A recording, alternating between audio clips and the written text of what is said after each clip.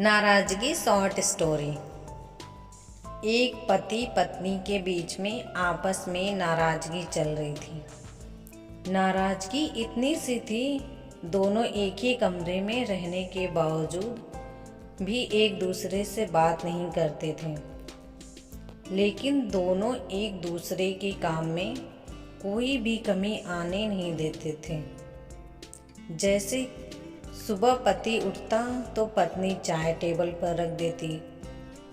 पति भी ऑफिस से घर को आते समय सब्जी, राशन आदि जिसकी भी ज़रूरत होती वो पत्नी के बिन बताए ही लेकर आ जाते।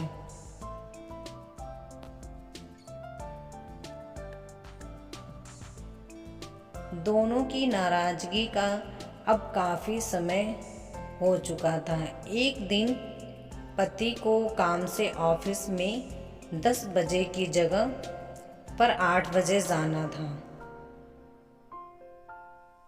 पर पति तो देर तक सोने की आदत थी और अलार्म से भी वो नहीं उठ पाता। पति के दिमाग में एक आइडिया आया।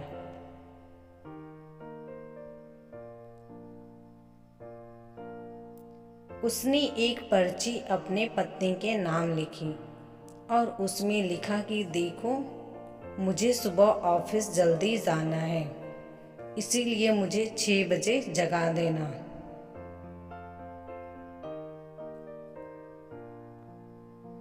इस तरह पर्ची लिखकर वह पत्नी के बेड पर रखकर बेफिक्र आराम से सो जाता है। पत्नी ने पर्ची खोलकर पढ़ी और फिर कुछ सोचने के बाद वो भी आराम से सो गई।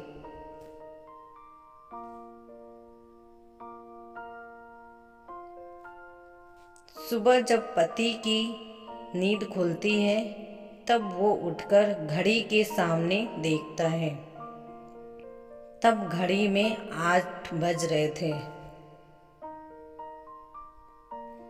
फिर पति का ध्यान पास में पड़ी हुई एक पर्ची पर जाता है।